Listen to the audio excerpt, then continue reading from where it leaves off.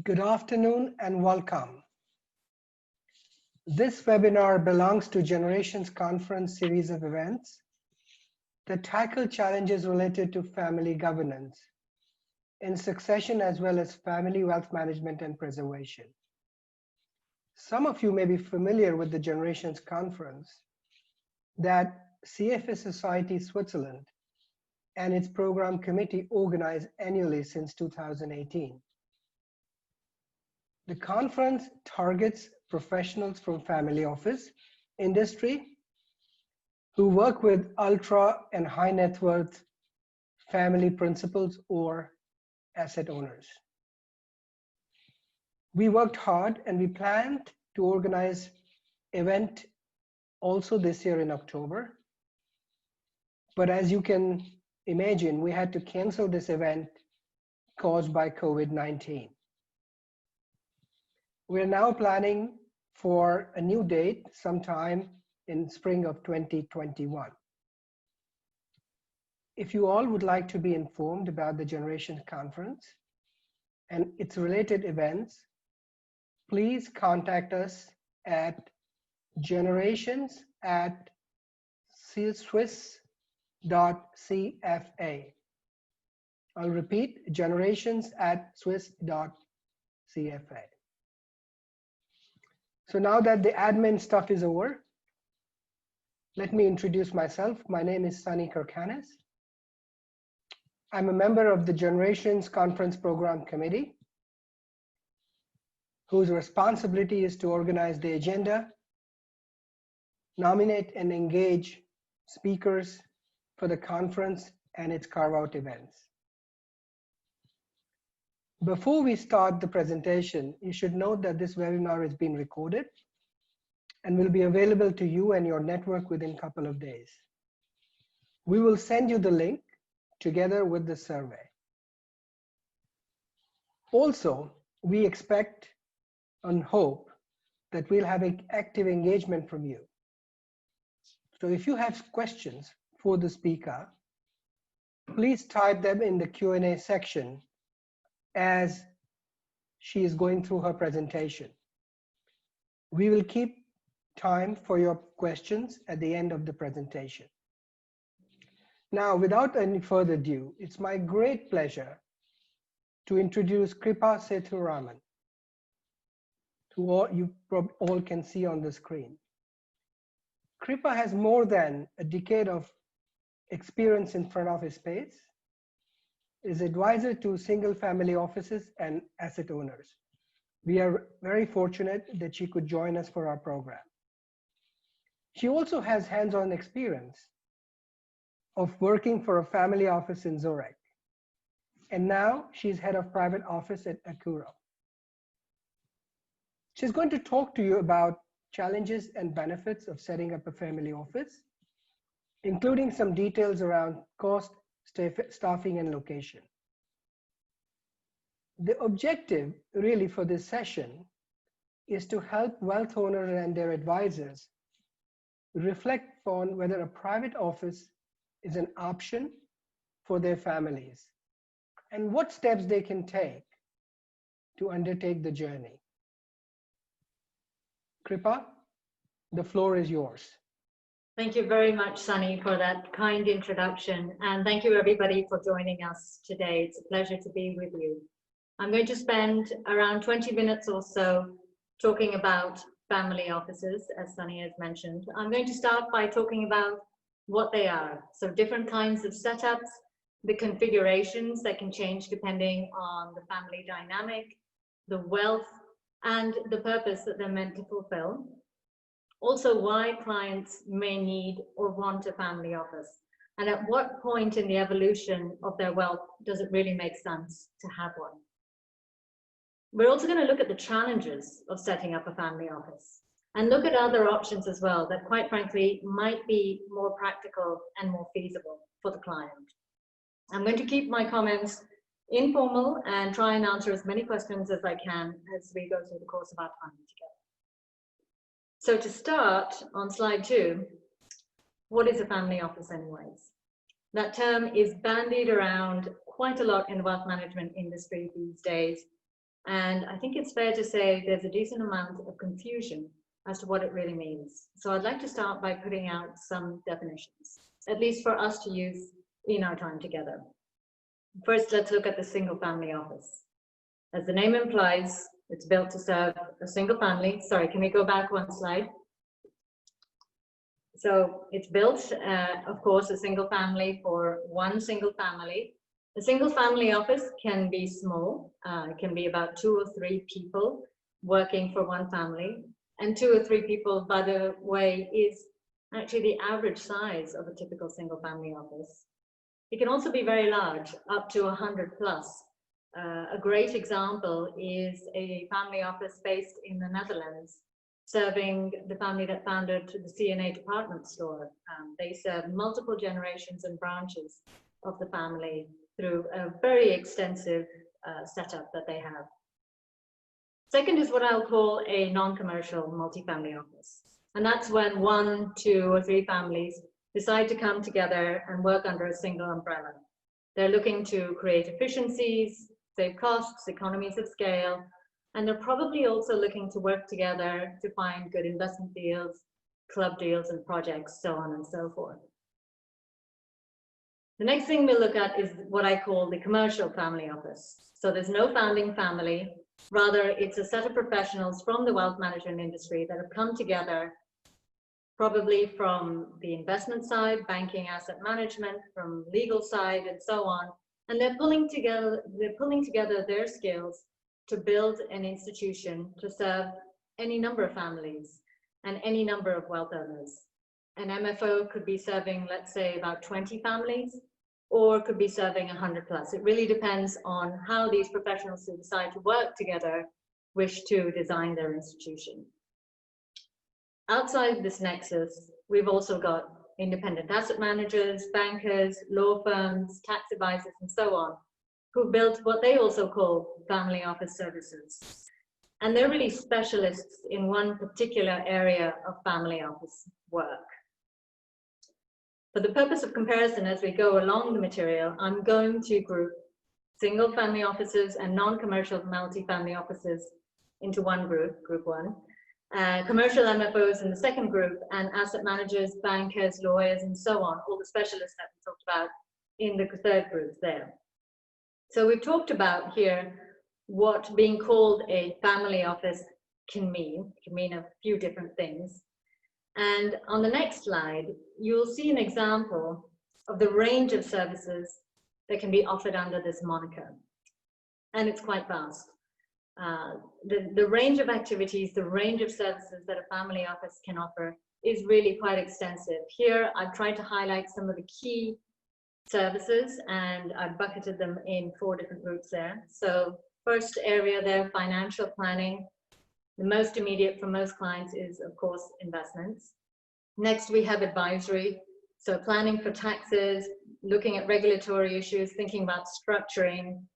Then we've got governance, and that includes proper administration of assets, succession planning as well. And then finally, strategy. And that's really looking at the long term, and by long term, I mean 20, 30-year outlook here. Long-term financial planning and generational planning as well. Different parts of this chart are going to be important to families at different stages in the evolution through their wealth cycle. And I'll show you what I mean on the next slide. So here we see the evolution. Generation 1. Generation 1 are the entrepreneurs. They are business owning, they're active in the wealth creation, and there's usually not much liquidity outside the business. If there is any formalized wealth preservation plan at this point, if there's any kind of family office, it will probably focus on lifestyle, budgeting, compliance perhaps, reporting perhaps, and it will very likely also sit within the operating business at this stage as well. Not always, but often. Then we go to generation 2. There may still be an operating business at generation 2, but there's also some private wealth that's been separated out. It's distinct to the business, it's liquidity outside the business. And therefore, investment management becomes incredibly important. And the family starts thinking about diversification. They also start thinking about tax issues, risk management, and structuring usually at this point as you go through that first generational transfer. Lots of boxes on the slide that we looked at previously start to become important here.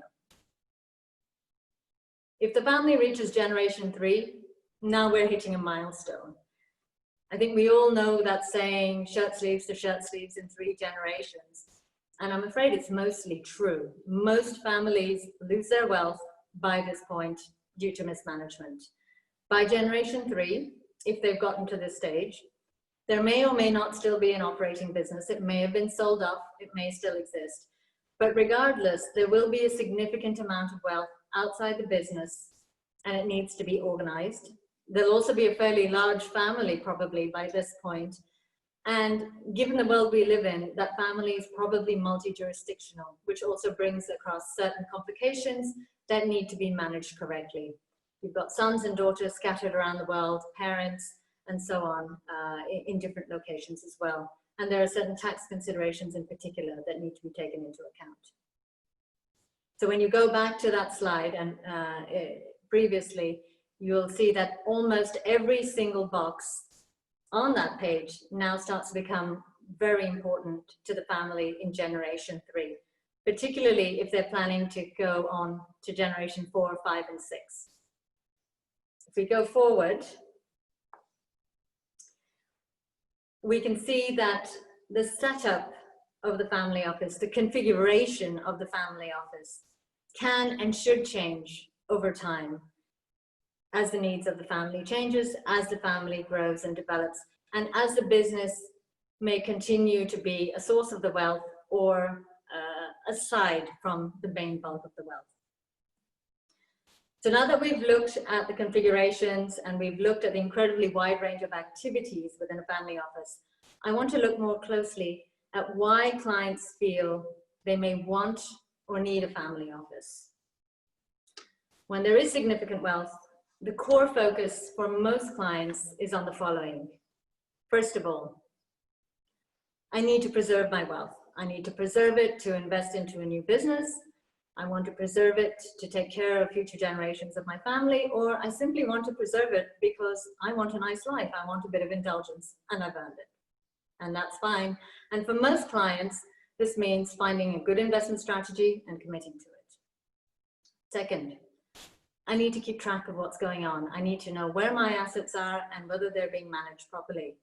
And that is easier said than done in this globalized world. I've mentioned already, assets and owners nowadays are multi-jurisdictionals and they cross borders very easily. You can have a family with a chateau in France, an apartment in London, significant art collection held in bond in Hong Kong, and an operating business in Kuala Lumpur. And that requires some organization to make sure that everything is indeed managed in a correct fashion. And the third, keep the family together. I think we all know there are countless examples of families torn apart by wealth. If anybody wants to do some reading after the presentation, I suggest you Google the Gallo family from California. A very interesting, rather tragic story of a very dynamic and entrepreneurial family that's been pulled apart over time. But the family office can be a really useful tool to prepare the next generation for the responsibility of wealth and bring some of what we often call the glue that holds everybody together through the generational transition. It's one of the most difficult tasks that a family office can take on, and therefore it's probably one of the rarest tasks that a family office also takes on, but it can be possibly one of the most important as well. So 3 goals, and of course the question is, how do you manage to reach all these goals in a way that's well organized, that's relatively risk minimizing, and also not too expensive? And there are options, as we discussed at the start. Next slide, please. Option 1 is a single family office. Option 2, a multi-family office. And option 3, working together with specialists, so bankers, lawyers, trustees, and so on, to put together what some people call a virtual family office. In this slide that we're on at the moment, I'm going to talk through the pros and cons of each option. First of all, number of clients. The single family office, obviously, you are the only one, you are the only client. We talked a little bit about the multifamily office that's there in the middle of that line. And multifamily offices can range anywhere from the 20s to the hundreds. It depends on which kind of institution you choose to go with. And there is quite a lot of variance these days. And then you have the virtual family office on the far right. Obviously there, the principal is managing a number of one-on-one relationships with various specialists, various intermediaries. Next, cost and fees. On the very left-hand side, cost and fees can be quite low in a virtual family office, primarily because the principal usually negotiates one-on-one with each of the specialists, and therefore that middle layer of management fee is taken away, or potentially can be taken away. The MFO, again, somewhere in the middle there, it offers some economies of scale compared to the most expensive option by far, which is a single family office on the right hand side. A lot of people ask, how much money do I need to have a single family office? And I would answer that in two ways. The first is to say, if you have less than 200 million of net worth, you might not want to have a single family office. You still can. The other way I'll answer it is to say, it's very difficult to run a single family office and spend less than $1 million a year on it. So that's a fairly significant number to consider. And when I say million, Swiss francs, euros, US dollars. So it's not an inexpensive option by any means. Next one, ease of staffing. The virtual family office has a really deep bench of talent that they can typically call on. Specialists often work in large organizations with a great deal of expertise in lots of different areas. So it can be easy as a principal to find the right person to staff your virtual family office at any given time, depending on your needs. Larger MFOs, I'd say, also do a pretty good job in attracting staff and can afford to have a number of different specialists potentially in their ranks as well. And on the right-hand side, again, the single family office, it's one of the biggest challenges in setting up a single family office, finding the right staff. You're talking about finding the right person for the right cost, and particularly in the right location. If you are looking for a crack CIO with great experience in Kuala Lumpur or Lisbon or Reykjavik, that's going to be a little bit more challenging than finding that same individual in any major financial center. Hong Kong, Singapore, New York, London, and obviously Switzerland. So these are factors that need to be considered. As an aside, Monaco can also be quite a challenging place to find staff, particularly at that middle management level for a family office as well. So we talked about ease of staffing. Let's go next to breadth of services. Breadth of services, sorry, can we go forward one slide? Yes, so can we go back one slide? To slide 6, please, yeah. So breadth of service, and here what I'm talking about is research facilities and network, essentially. Again, for the virtual family office, they often have a terrific network to call upon. Again, as the principal, you can go out to find the right lawyer, the right tax specialist, and so on to serve your needs at any given time. And often the specialists that you work with are also part of a larger institution that often has a good research department. Single family offices have by far the biggest challenge here. Your network is really limited to your staff and who they happen to know. And there's usually very little that's spent in addition for a deep research function, particularly around investment. So you are quite limited then. Next, we'll talk about ease of setup. And in ease of setup, I will say that the easiest by far is probably the multifamily office.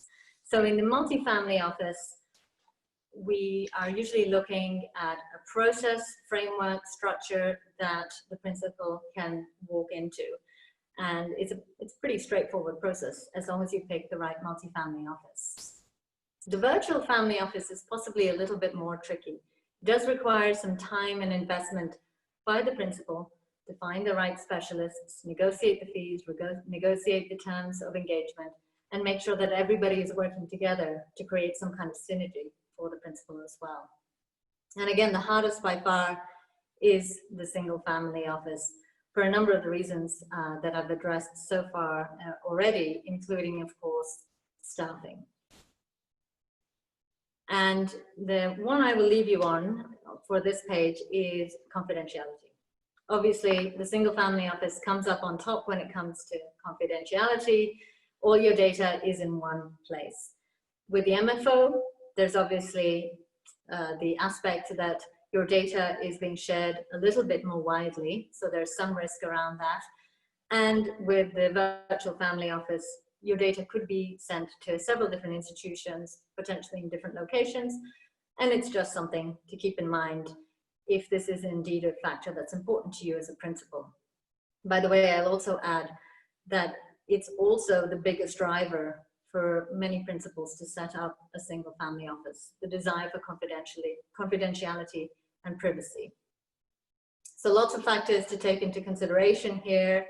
And the 6 criteria that we see on this page, or 6 pros and cons that we see on this page, are really the start of a process of deliberation for the wealth owner. And with that, I'll go back to the ease of setup question for the single family office, because there are certain decisions and actions that the wealth owner simply cannot delegate if he or she wants to set up a single family office. Next slide. The first one is designing the purpose of the family office. What is it going to be used for? Is it going to be investment focused? Is it going to be looking at private equity deals, club deals, mostly addressing tax issues or succession planning, mostly looking at philanthropy, for example? One of the most famous family offices in the world is indeed the Gates Foundation, set up with the primary function of furthering the Bill and Melinda Gates philanthropy. So a lot of different options on the table, but the principal does need to make a decision there. Second, the principal needs to take ownership of governance. So he or she will need to sit down and think about writing a mission statement or constitution perhaps that outlines the way in which the single family office will make decisions and function on that strategic level. Third, deciding whether to have a family member in charge of the family office, in charge specifically of the day-to-day oversight and the management. This is a really tough one. So on the one hand, if you have a close family member, you have implicit trust in them, you are close to them, they understand your goals and your wishes for the family. On the other hand, incredibly risky if it goes badly. If the investment portfolio goes south, if poor legal decisions are made, if other crises erupt, what will be the impact on the family relationship? And that this does need to be thought out quite seriously. It could end up pulling the family apart. So the other option is, of course, hire all professionals. And we talked about this briefly already. Finding the right professionals to work in a single family office is not an easy task. You want to find the right level of skill for the right cost. You want to assess whether they are trustworthy and whether they're going to stick around for the long term as well. Are they going to be out in 5 or 10 years, or do they really see themselves building a career in your single family office? And finally, I'll say also, is there a plan to mitigate key man risk if something should happen to a senior staff member? If the CEO, God forbid, is hit by a bus, what is the plan? Who's going to step in and take over the smooth running and functioning of the family office? So as I said, these decisions are ones that can't be outsourced. The wealth owner has to commit time and energy to them, and they will probably need to be revised over time as the configuration of the family office changes, with new generations, and perhaps with the sale of a business as well. So it does seem like a lot of work. And given that, if we go to the next slide, we'll take a look at the multifamily office option. Unfortunately, it's still quite a lot of work. A lot of the really difficult decisions that we talked about have been taken off the table. The main decision, though, with a multifamily office is whether you outsource everything to the multifamily office. So you outsource investment strategy, you outsource your administration of assets, your tax and legal planning, your governance, your philanthropy, your succession planning, or perhaps you keep some of those things in-house for yourself as the principal. Perhaps you want to run them yourself. It's, again, a decision that only the principal can make. So for example, if the principal has run a successful hedge fund for the last 15 years and wants to build a single family office that's really focused on investment management, well, he or she has deep financial experience and may hire 1 or 2 people to work with them and outsource everything else to an MFO, the tax, the legal, etc., etc. And that's a pretty common model, particularly for wealth owners who are coming from the financial services industry. But perhaps it's another way around. Perhaps the principal is 2nd or 3rd generation, and what they're really concerned about is keeping the family together, particularly if they've sold the operating business. They need to find some of that glue to keep everyone together. And so they may decide they will take succession planning and next generation education and take care of all that in-house. And everything else, including investment strategy, administration of assets, and so on, is outsourced to the MFO. It's a decision the principal has to make themselves, and will have to negotiate that relationship with the MFO accordingly, really set the terms of engagement in a way that will work best for the principal and allow the MFO to do their job well also. Of course, for many clients, particularly those concerned with investments, and everybody is in the end, the main concern of signing up with an MFO is still emotional, really. It's a point when crisis strikes, markets are in turmoil. The question everybody always asks is, how far down the list will I be before I get a call from the CIO to sort out my portfolio? It is an emotional concern, but it is a very real concern when people think about signing up to be part of a multifamily office. And finally, I'll talk about the virtual family office. Next slide, please. Virtual family office, as we said, is really about assembling a group of specialists together, investment managers, tax and legal, administration, trustees, etc., and putting them in a virtual group to work for you. It also has its challenges. First of all, how do you find the best specialists in each of these areas? There's a tremendous amount of information. There are a tremendous amount of providers as well. So that's going to take time on the part of the principal. How are you going to monitor their performance on an ongoing basis? What criteria will you use? And how often will you go through the process? Also, how are you going to negotiate fees? And how are you going to monitor fees over the long term as well, particularly to market? So all factors to take in when you think about setting up a so-called virtual family office. It all requires engagement on some level by the principal. Now that said, the principal may well find it possible still to build close but also cost-effective relationships with this group of specialists over time and create a synergy that works very well for them in particular. So in summary, looking at family office or the world of family office first means defining the options. What do we mean by single family office, multi-family office, virtual family office? Because these terms are thrown around a lot. Within each option, a very wide range of services can be offered, covering investment, tax and legal, administration of assets, governance, succession planning, philanthropy. All this is essential under what I would think of as family office. There are pros and cons for each solution that we talked about. None of them are perfect. And most importantly, there is no off-the-shelf solution. There's a saying that a lot of people who work in the family office world like to use: once you've seen a single family office, you've seen a single family office. That's it. There isn't a template as such, unfortunately. But it is a useful exercise to go through those pros and cons with the principal to really understand what is important and where the goals should be aligned.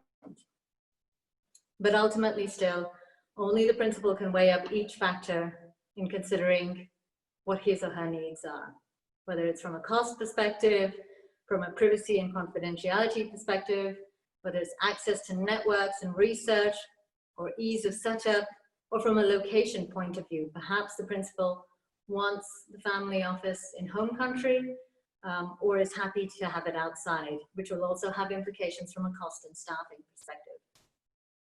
With all this under consideration, sometimes it becomes quite clear for the principal that the single family office is the only option that is suitable. And sometimes it's quite the opposite, anything but a single family office. So I hope I've shed some light on some of these fairly large questions that we've talked about in the last 20 minutes. Lots of different options, lots of different configurations of family office that can and should probably change through the generations. It makes this business quite complex, a little bit unpredictable, and very difficult to scale, if I may say. But it is tremendously interesting, and it's also a growing area of wealth management. So it's an interesting space for us to continue to explore together. So with that, I'd like to thank you and turn to questions. Kripa, thank you very much. I think we all will agree that, you know, it's set up for a good Q&A session where we now have a basis for the family office. And I would like to start with a small question that came from, you know, one of our audience, just to follow up on what you said, which is a bit about the setup of the family office. So this question is from Peter, and he says, are there specific jurisdiction, legal domiciles more or less suitable for setting up single family office? What should drive that? It's a very good question, and I would suggest your choice of jurisdiction will depend on your driver to set up a single family office. For example, if it is investment driven, you certainly would be keen to choose a major financial center. There are some, for example, Singapore, that have made it certain arrangements around both setup and tax implications that make it very interesting to be a single family office. If you are looking to set up a single family office from a tax perspective or any other perspective, you might have other criteria. So for example, Monaco is always interesting from a tax perspective. You really have to think about, you have to go back to that first question to answer the second almost. What is the purpose of the family office? And then once you get to that point, certainly there are jurisdictions that are more favorable than others. Thank you, Kripa. The next question is from a friend who happens to also be a banker, Oliver. Dear Kripa, thank you for your very interesting presentation. Kicking off the Q&A session at the end, from a rich family perspective, what is their motivation for setting up their own family office, given that some of the services will in any case be taken from banks, wealth manager, compared to just using one bank's family office services, i.e. the bank doing everything for them? Does this also depend on wealth under management? So I suppose this question is, if you can take it from the perspective of, you know, why not just go with the bank and ask them to do everything and become a client of the bank versus setting up your own family office? That's absolutely an option. A lot of the banks have what they call a global family office outfit or a family office outfit within the larger institution that is built to serve families who wish to keep an eye on their costs. Single family offices are indeed very expensive to run, and try and offer a number of services around that. Now, these institutions can certainly be quite adept in offering asset management and investment management. They may offer club deals for private equity as well. There's a number of things they can do. You may also be able to lean on them for your tax and legal issues, but that will depend from institution to institution. And at some level, you'll still want to find a way to have your wealth and your assets administered correctly. That really is about keeping an eye on what's going on, transactions, record keeping, bookkeeping, and so on. That's something that a bank typically doesn't do. A bank will often provide consolidated reports, for example, but that's only for the bankable assets. So when you start to look at the full wealth picture, you also need to start thinking about who will provide those services. So I think banks can certainly take care of some part of the overall picture of wealth preservation, not necessarily the whole part. And it will certainly depend on how much you want to spend as well. Great, thank you. The next question is a question that actually I get often asked by ultra high net worth clients with very large assets. This question comes from Peter. He says, how would you approach the search for a single family office CEO? I would make sure I budget a lot of time for that, because it's really tough. Bit like finding hen's teeth, quite frankly. There are a couple of headhunters that I know of in Zurich who specialize in that. They're very good at what they do. But finding a single family office CIO requires someone who has a great depth of experience, who you get on with as the principal, who also feels comfortable in the culture of your family office, who's happy with the negotiated salary level, and who's willing to be in the location that you desire. That's a lot of tough criteria to fulfill. So time is your friend. Yeah, Kripa, if you allow me, when I ask this question, this is the sort of perspective I share with with clients. I also tell them the same thing, which is you need to have a process for finding the right individual.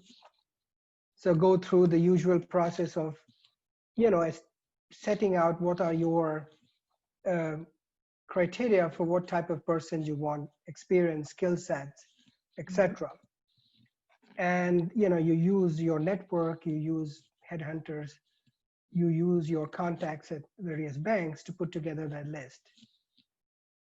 But then I say to them that once you have that, a short list, you need, and several members of your family need to sit together with them in a casual fashion over lunch and dinner to actually find out who these people are. Can they fit into the culture of your family? Do you think that they can be with you for a very long period of time? Do you think that they can be impartial to the decisions that a family has to make, where often there can be conflict that needs to be managed? And do you think that they can be impartial to their own biases when it comes to the business of investment management? So yes, I think it's a very, it's a difficult choice, but it's also very interesting. And I will say that good family offices, one of the key success factor for a good family office is who the CEO is, because often that drives also the team that they will build underneath them.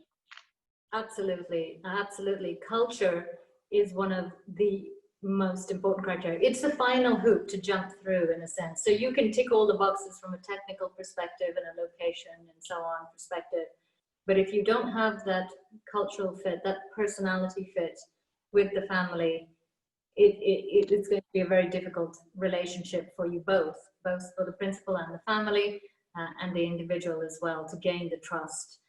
I think the sort of characteristics that you look for in a family office CEO as well are probably led, number one, by patience and the ability to listen and absorb information as well. So of course you want a decision maker, you want a driver, but someone who is able to take the time to listen and to weigh various options and keep a cool head as well. Interestingly enough, you mentioned finding, going through your networks in banks. I've also seen several very successful CEOs of single family offices who come from a tax accounting background and from a legal background as well. So from what I've seen, most CEOs tend to come from either an investment background, a tax background, or a legal background. Great, thank you. The next question is from an anonymous attendee. And the question is sort of moving away from a leadership perspective, a bit to nitty-gritty, but something I think that's very important. The question is, how do you feel about family office digital platforms?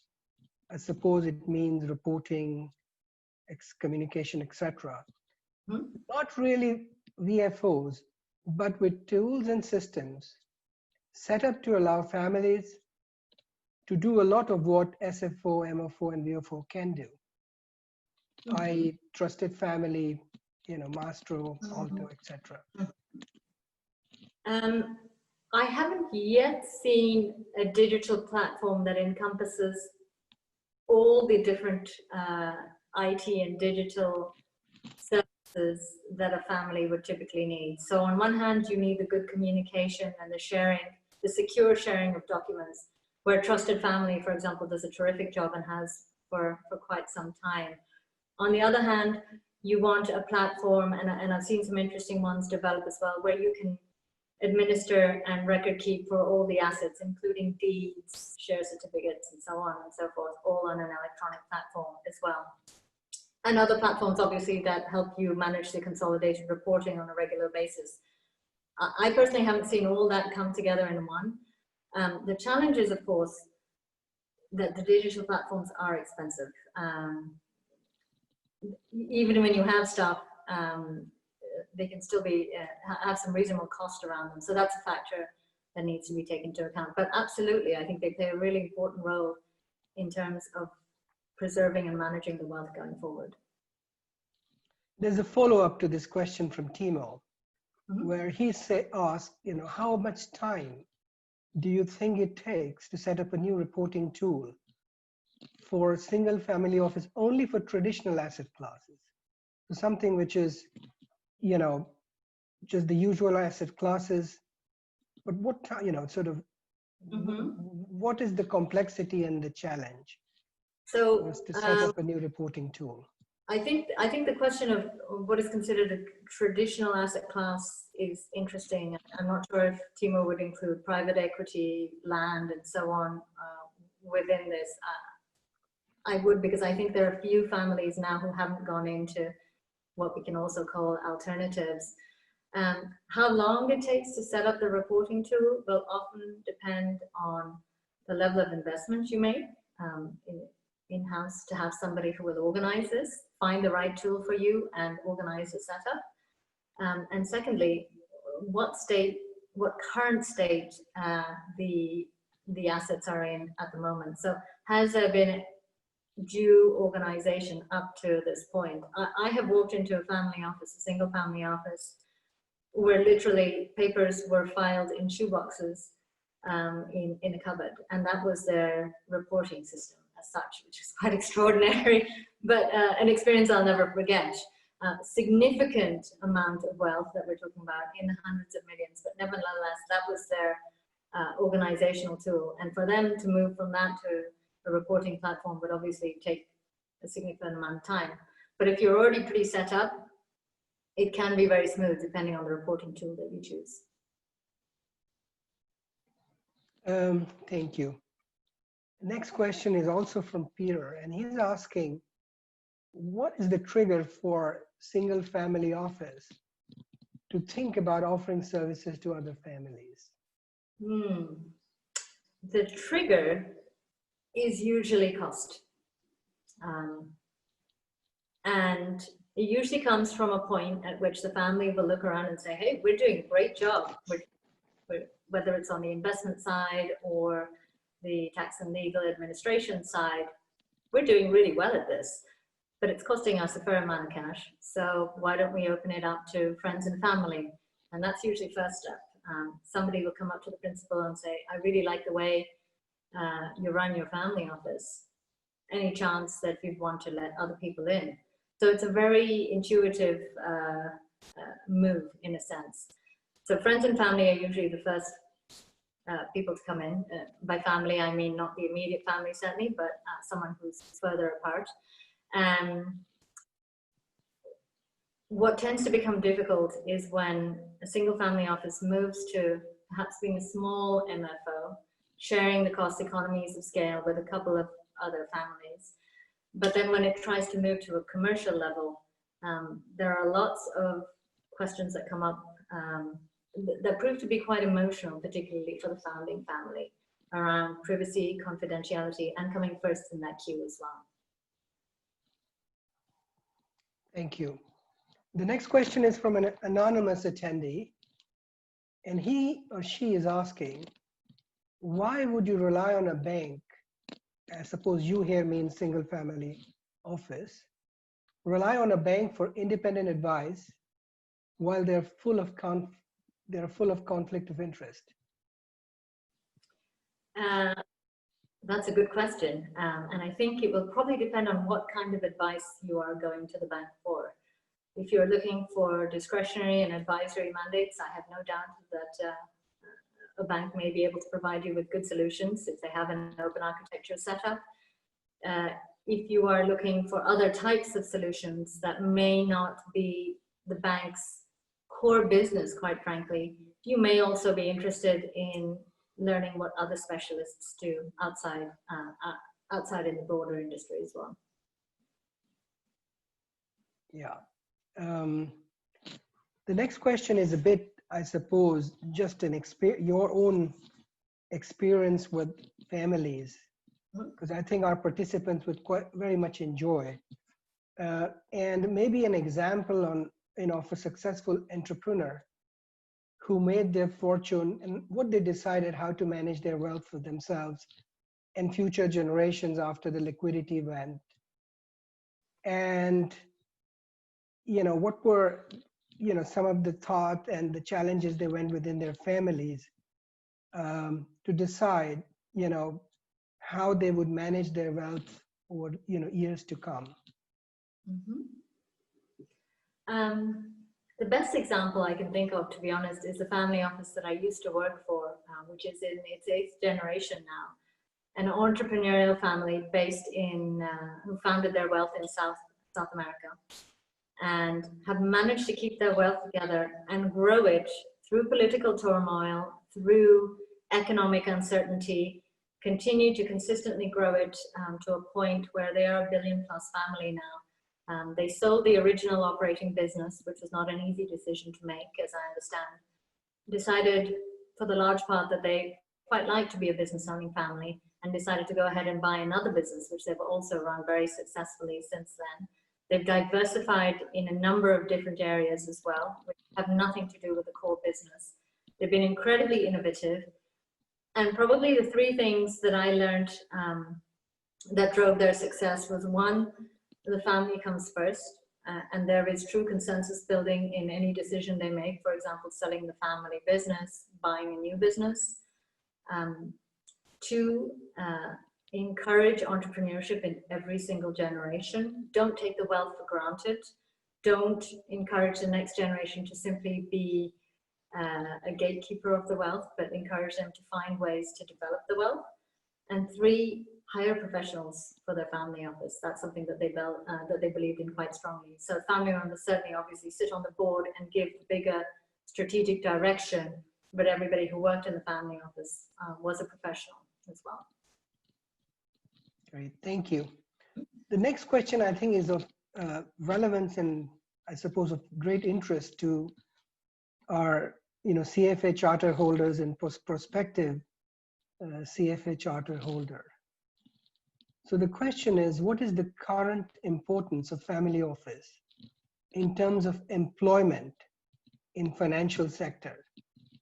And what are the perspectives? Yeah. I personally think there are great perspectives for the family office sector going forward. I see it as a growing sector. I see it of growing interest to everybody in the wealth management industry. For example, having a conference like Generations is an important step forward. Since 2008, we have seen confidence in formal financial institutions like the big banks dissipate, and we can't underestimate the effect that's had on families where the preservation of that wealth is absolutely key. So I think with the trust that's been somewhat shaken since the events of 2008, families have taken a step back and said, right, I want to find a way, an alternative way, which may be a multi-family office, which may be a single family office as well. Yeah, I mean, if I can share my own perspective, you know, a career in family office, this is something that, you know, every CFA charter holder should consider. First of all, I mean, the assets that are managed by family office, the number is exponentially growing. Here in Europe, for example, you know, we have Switzerland, Germany, Italy. You know, these are some of the main areas where we have, you know, very large family offices structured, you know, around the lines what Kripa has told us.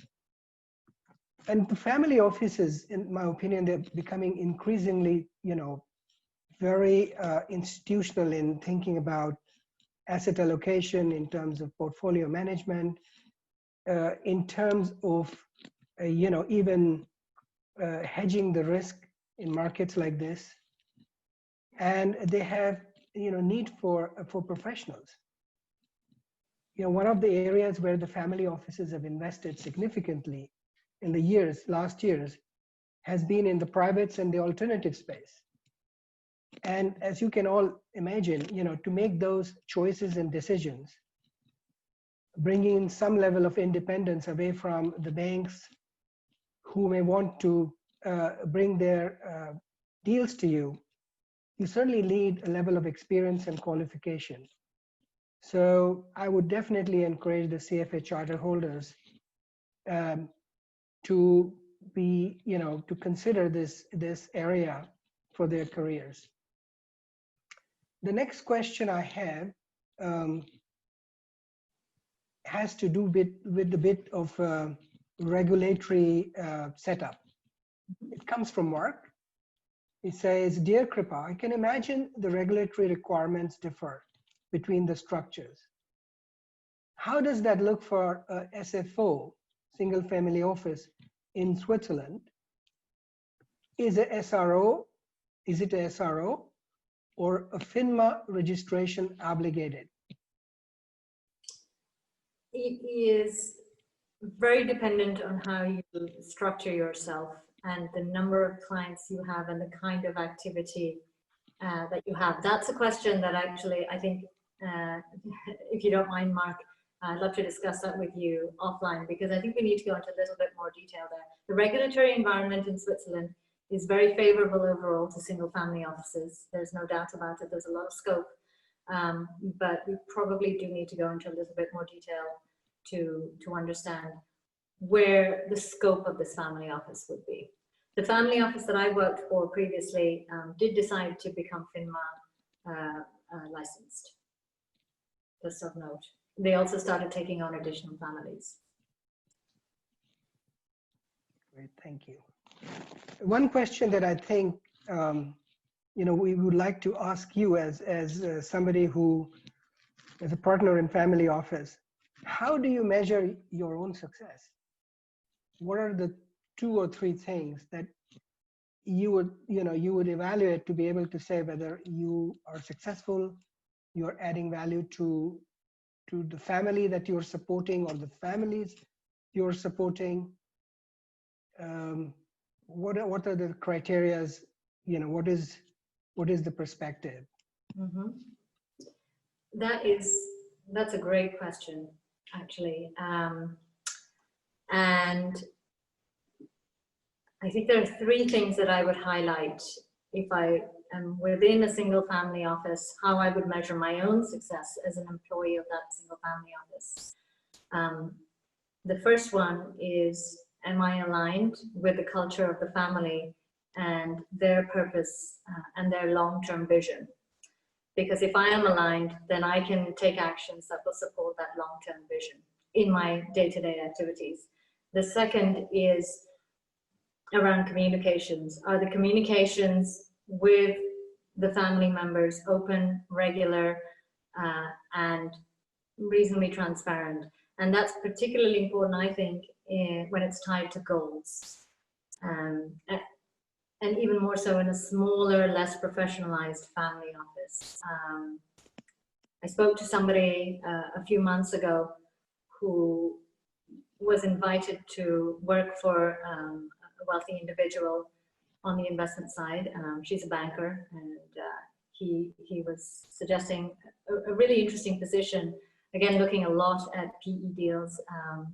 So very creative in many ways as well, lots of opportunity. And one of the things I said to her, she said, oh, you know, I know this individual very well, and I think we'll work really well together. I said, that's great. But document his expectations and your expectations, and have some clearly defined goals, both in the short term and the long term. Family offices, you mentioned becoming professionalized, and I think you're very right, Sunny.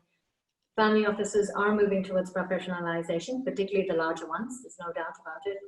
But most family offices are still pretty small outfits, a handful of people. And the more that we can professionalize around goal setting and measurement towards goals, I think the more successful we are as employees, and hopefully the principals are as well in reaching their outcomes. Right. We don't have probably the last question, and it's from me actually. We are in Switzerland, in Zurich, and I'm a German client based in Frankfurt, and you are going to meet him. What would you tell him? Maybe 2 or 3 things, yeah, which would want him to come and set up a family office in Switzerland. Sunny, I'm not sure that I would tell him anything. I think I would go there and listen to what he has to say. The story of how he's developed his wealth, what his worries are, where he feels he's vulnerable in terms of the risk to his wealth, to his family, to his legacy, what he hopes to achieve and in what kind of timelines. And then we'll talk about whether Switzerland is suitable. And it well might be, but as a family office advisor, my first job would be to listen to the criteria and make an informed decision, rather than starting from the other way around. Switzerland is very good for a great number of families, for lots of reasons, from a tax perspective, from a regulatory perspective and compliance perspective, from the sheer talent you have here in Switzerland, which is hard to beat, and from a lifestyle perspective for the family, absolutely. But I need to listen to his story first. I think it's a great answer. I always found that, my working with the client, if I could only speak for 5 minutes or 5% of the time, I thought I did a good job. Now I think we are coming really to an end, but you seem to be very popular and continue to get questions. So I'll take one last one, which is, are you for outsourcing or insourcing of the management of real estate taxes, real estate assets? If I'm coming from a family that's built its wealth on real estate, if I'm one of the Barclay brothers and so on, I'm probably not going to outsource that. So first of all, you have to take a look at the skills within the family and the family speciality, if there is one. If not, then I think there could certainly be a reason to outsource real estate assets. They're quite difficult to manage from a number of perspectives, particularly if you're across jurisdictions as well. So if you're not just in Switzerland, but have properties across Europe, in Asia, in the US, there's a lot of good reason to outsource as well. Kripa, thank you again. I think I really enjoyed your openness and your clarity of your thought and presentation, and I'm sure that our audiences would have enjoyed it very much. I also want to thank everyone who attended. Questions are always welcome, but we really appreciate you all taking your time to attend this today's conference. Before we close, I'd like to remind you to give us feedback in the survey which you will receive tomorrow. We will also give you a link to the webinar recording. I want to wish you a great afternoon, and we look forward to you joining us in the near future. Thank you very much, and thank you, Kripa. Thank you very much.